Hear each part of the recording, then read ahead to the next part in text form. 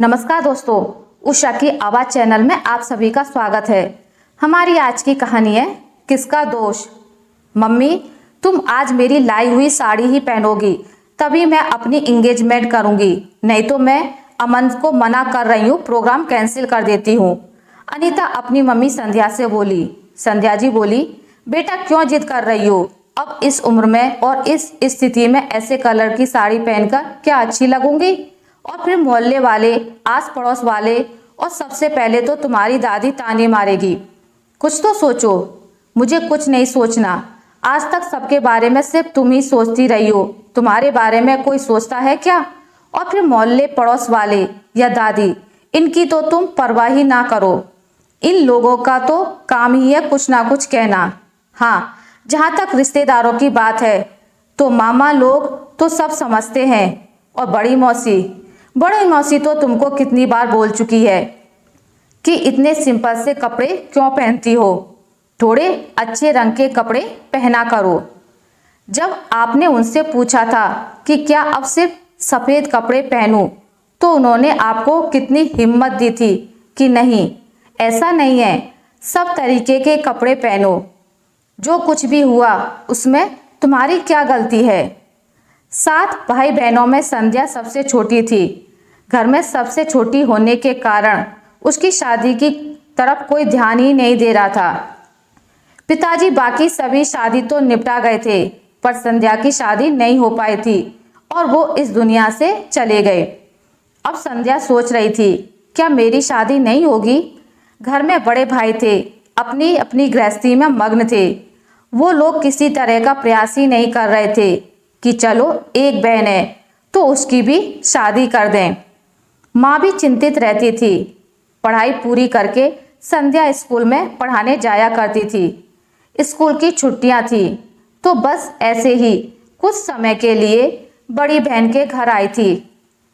संध्या की बड़ी बहन रीता के पड़ोस में एक आंटी रहती थी। वो एक दिन रीता के घर आई। वहाँ संध्या को देखकर पूछने लगी, ये तेरी बहन है क्या रीता?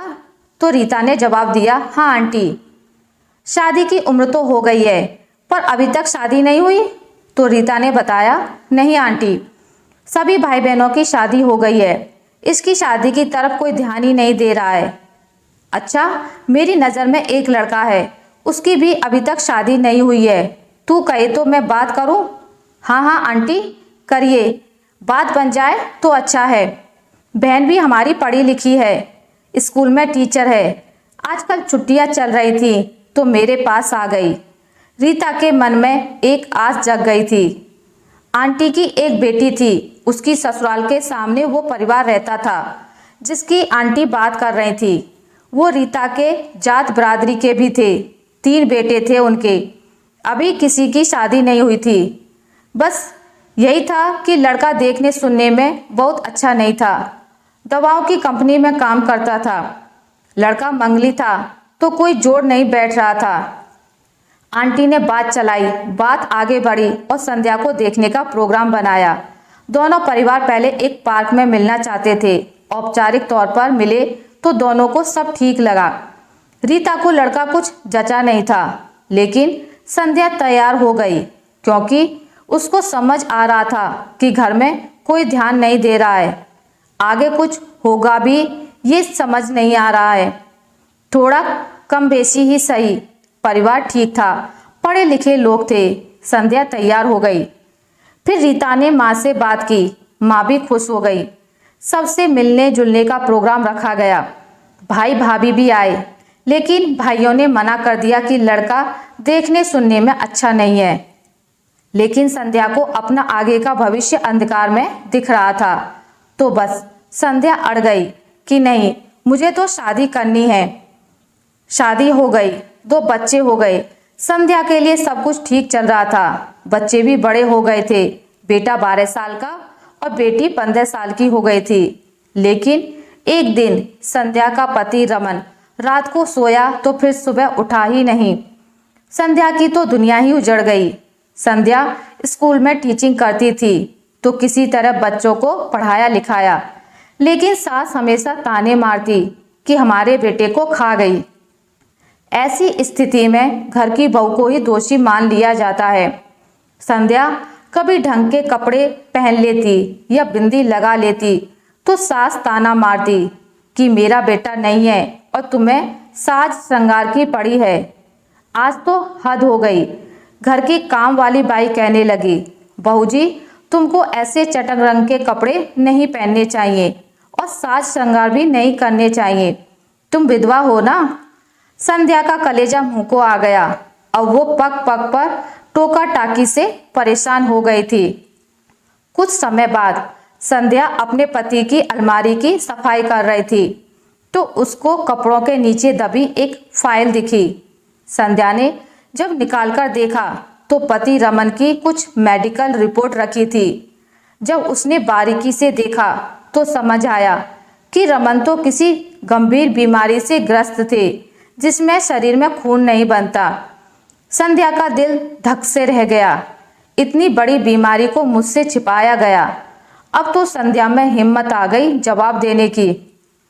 आज स्कूल में पीटीएम था तो थोड़ा सा ठीक से स्कूल जाना था, ज़्यादा कुछ नहीं, थोड़ा सा तैयार हो गई थी। और जब स्कूल जाने को नीचे उतरी तो सास ने कहा, मेरे बेटे को खा गई और ऐसे में इतना तैयार होकर स्कूल जा रही है। तो आज तो संध्या ने जवाब दे ही दिया, क्या खा गई करती रहती हैं। आपके बेटे को इतनी बड़ी बीमारी थी, वो हमसे छिपा ली और हर वक्त लांछन हम पर लगाती रहती हैं। रमन को हमने नहीं खाया, उसकी बीमारी ने खाया। संध्या की सास को संध्या से इस तरह के जवाब की उम्मीद नहीं थी। अब तो थोड़ी हिम्मत आती जा रही थी। संध्या को जब भी सास कुछ कहती संध्या तपाक से जवाब दे देती। अब तो बेटी भी साथ देने लगी थी मम्मी का। अब तो बेटी भी हर समय संध्या को प्रोत्साहित करती रहती थी, मम्मी ढंग से तैयार होकर स्कूल जाया करो, वहाँ इतने लोगों के बीच उठना बैठना होता है।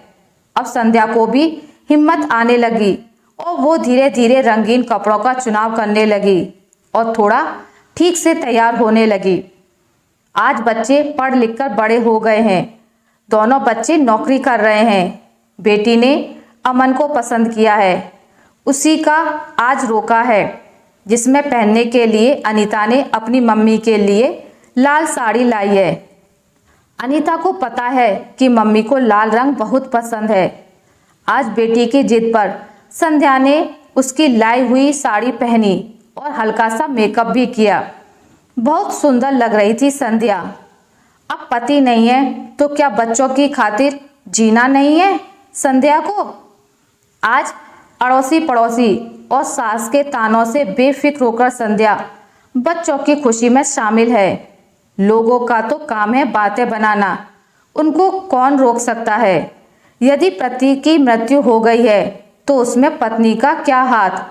जीवन और मृत्यु तो ऊपर वाले के हाथ में है, लेकिन ये कहाँ लिखा है कि पत्नी सारी उम्र गम में ही जीती रहे अपने मन को मार कर।